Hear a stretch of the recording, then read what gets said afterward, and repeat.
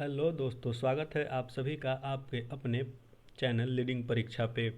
दोस्तों, जैसा कि हम हिंदी के टॉपिक वाइज एमसीक्यू कर रहे हैं, उसमें जो हमारा आज का टॉपिक है वह होगा समास। जैसा कि आप थंबनेल में देखे होंगे, यह होगा समास, जो कि टॉपिक वाइज क्वेश्चंस होंगे।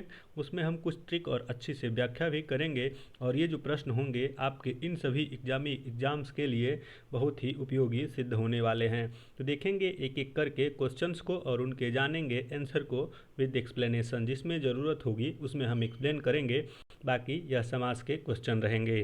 तो आइए शुरू करते हैं।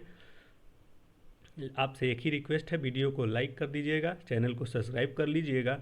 तब अब शुरू करते हैं आज के अपने इस सेशन को। तो पहला क्वेश्चन इस प्रकार है, दो अथवा दो से अधिक शब्दों से मिलकर बने हुए नए सार्थक शब्द को क्या कहते हैं? ऑप्शन ए संधि, ऑप्शन बी समास, ऑप्शन सी अवयव, या फिर ऑप्शन डी छंद। तो यहाँ पे पूछा है दो या दो से अधिक शब्दों के मेल को पूछा है, और यहाँ पे संधि जो होती है इसमें वर्णों का मेल होता है। क्या होता है? वर्णों का मेल होता है।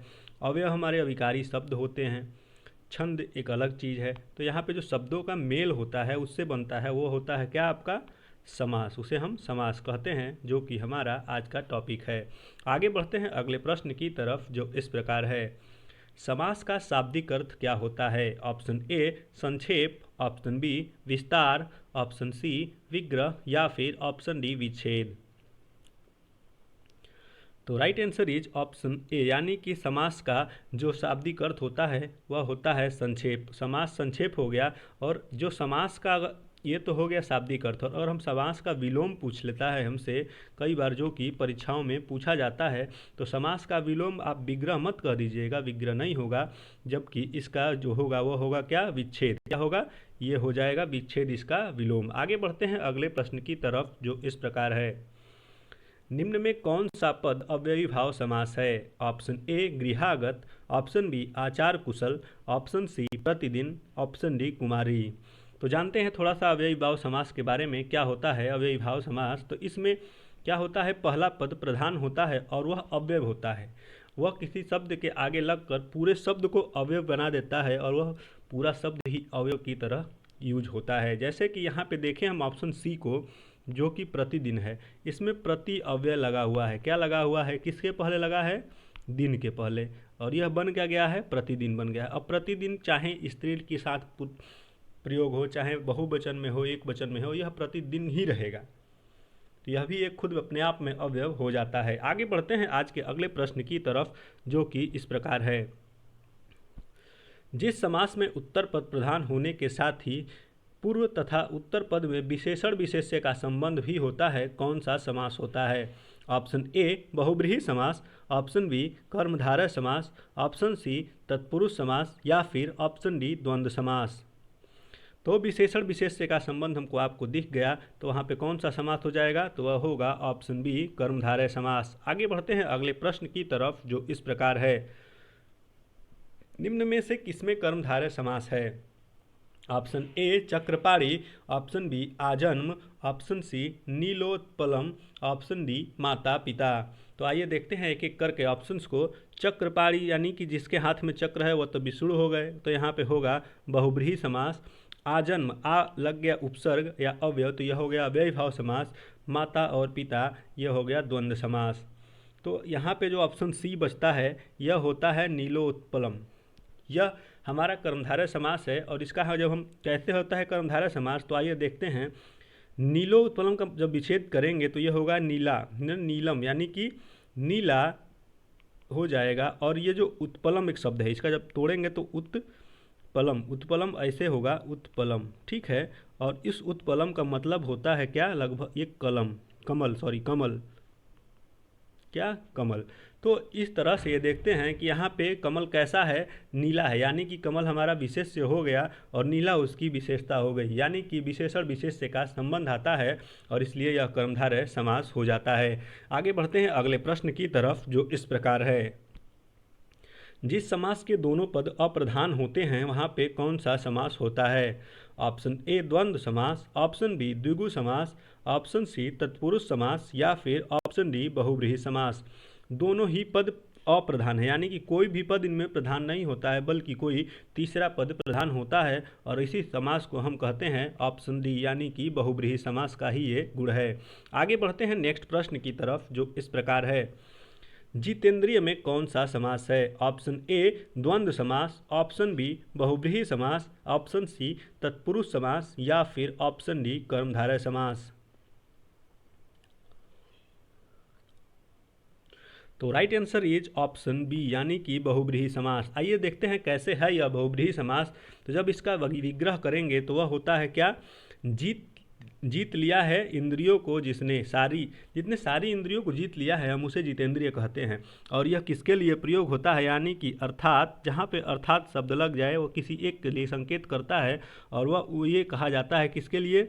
भगवान बुद्ध के लिए कहा जाता है कि उन्होंने सारी इंद्रियों पर विजय प्राप्त कर लिया था। तो इसलिए यह बहुब्रीहि समास का उदाहरण हो जाता है। आगे बढ़ते हैं नेक्स्ट क्वेश्चन के लिए, जो इस प्रकार है।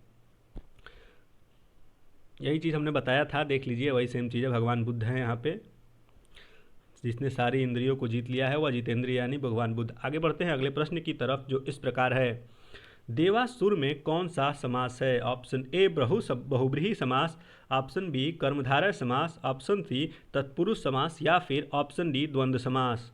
तो देवासुर यानी कि अगर हम इसका विग्रह करते हैं तो क्या हो जाता है? देव या असुर, ठीक है, या फिर देव और असुर आप ऐसे कह सकते हैं। तो यह कौन सा एग्जाम्पल है? यह होता है द्वंद्व समास का एग्जाम्पल। दोनों ही पद प्रधान होते हैं और बीच में योजक चिन्ह या किसी चिन्ह का लोप होता है, तो इसलिए होता है इसमें देव और असुर। आगे बढ़ते हैं नेक्स्ट क्वेश्चन की तरफ, जो इस प्रकार है, देशांतर में कौन सा समास है? ऑप्शन ए बहुब्रीहि समास, ऑप्शन बी द्विगु समास, ऑप्शन सी तत्पुरुष समास, ऑप्शन डी कर्मधारय समास। तो इसका जो विग्रह होता है देशांतर, यानी कि देशों में अंतर, उसी को हम देशांतर बोलते हैं। और यहाँ पे में चिन्ह का लोप हो रहा है, तो कौन सा कारक हो जाएगा? यह हो जाएगा तत्पुरुष, यानी कि अधिकरण तत्पुरुष समास हो जाएगा। और इसमें तो इसलिए राइट आंसर ऑप्शन सी हो जाएगा।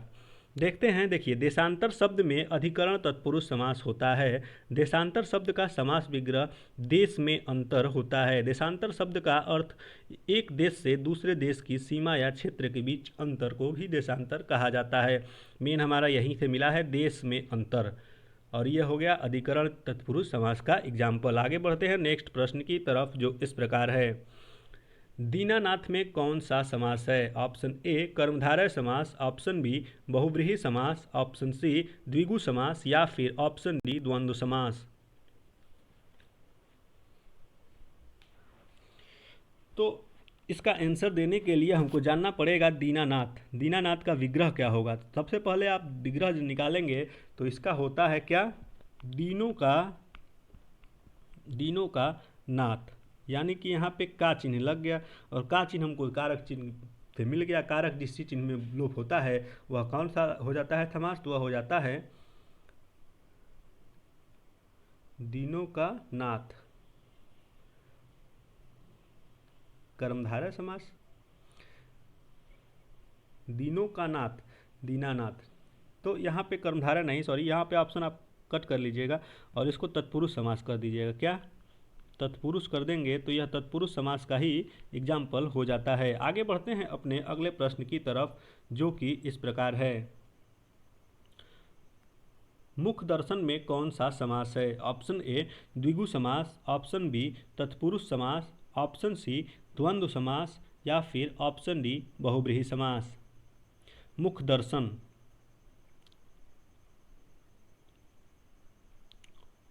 तो इसका जो राइट आंसर होगा वह होगा ऑप्शन बी, यानी कि तत्पुरुष समास। और इसका विग्रह करेंगे तो वही चीज़ बनेगा मुख का दर्शन, यानी कि मुख का दर्शन जब बनेगा तो यहाँ पे कौन सा समास हो जाएगा? तो वह हो जाएगा तत्पुरुष समास। आगे बढ़ते हैं और देखते हैं आज का अपना अगला प्रश्न, जो कि इस प्रकार है, कौन सा शब्द बहुब्रीहि समास का सही उदाहरण है? ऑप्शन ए निशिदिन, ऑप्शन बी त्रिभुवन, ऑप्शन सी पंचानन, या फिर ऑप्शन डी पुरुष सिंह।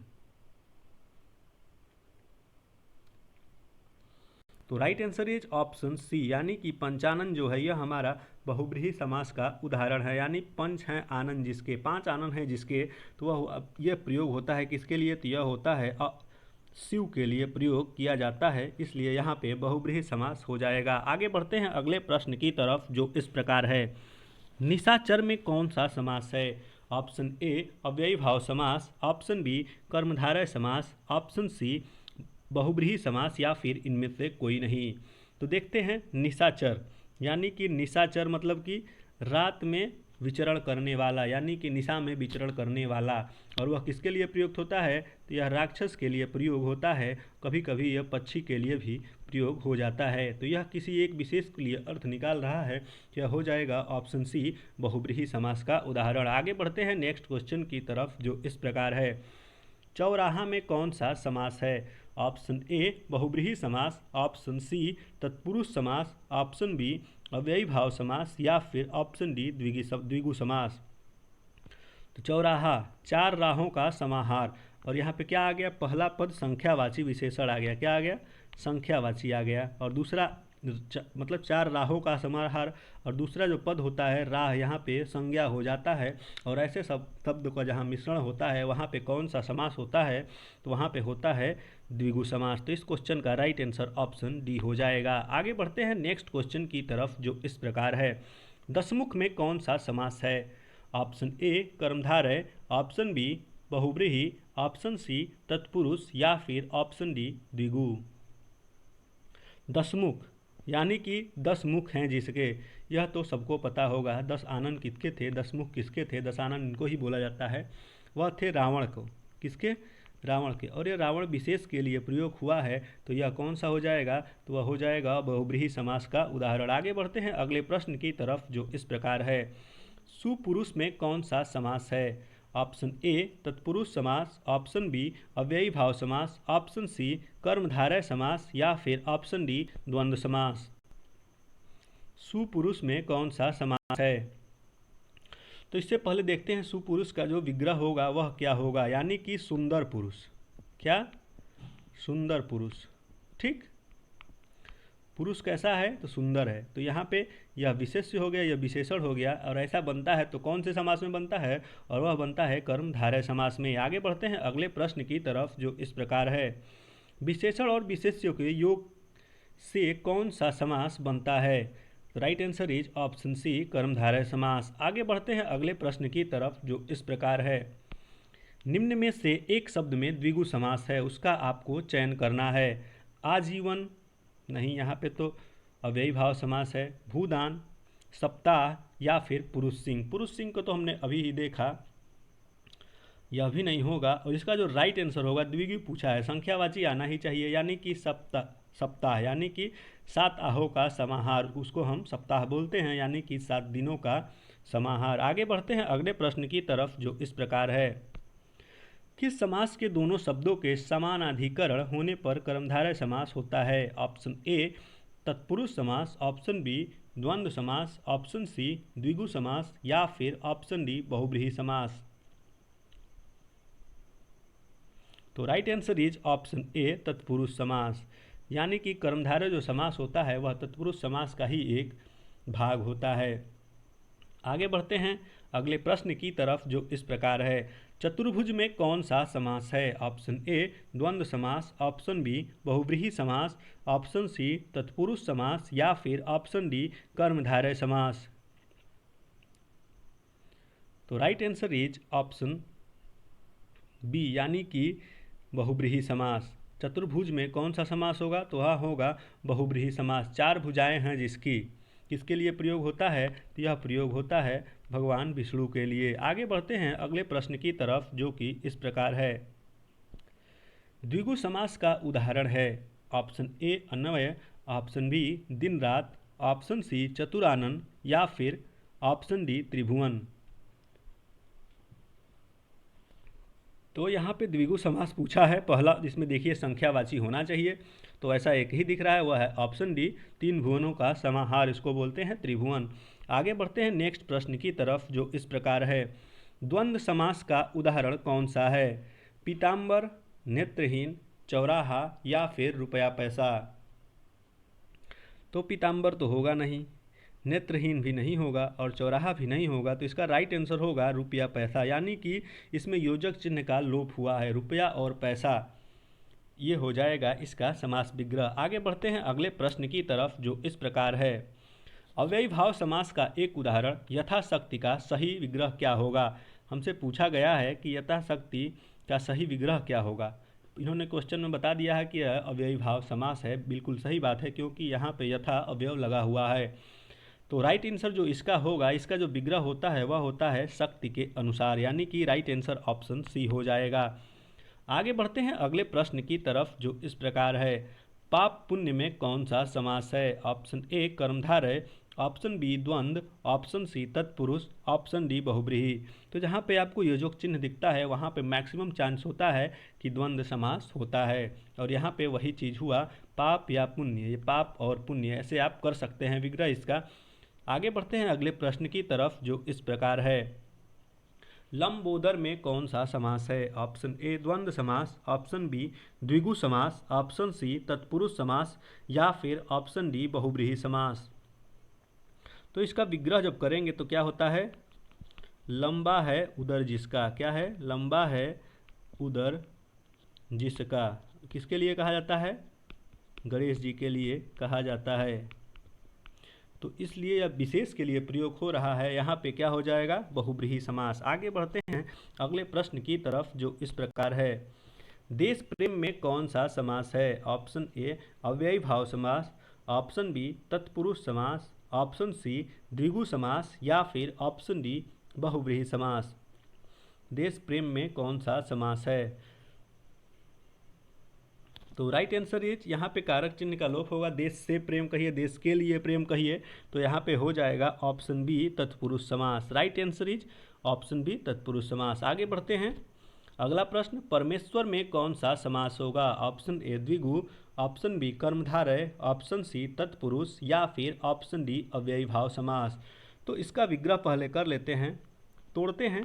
परम ईश्वर, क्या, परम ईश्वर। ईश्वर कैसा है, तो वह परम है।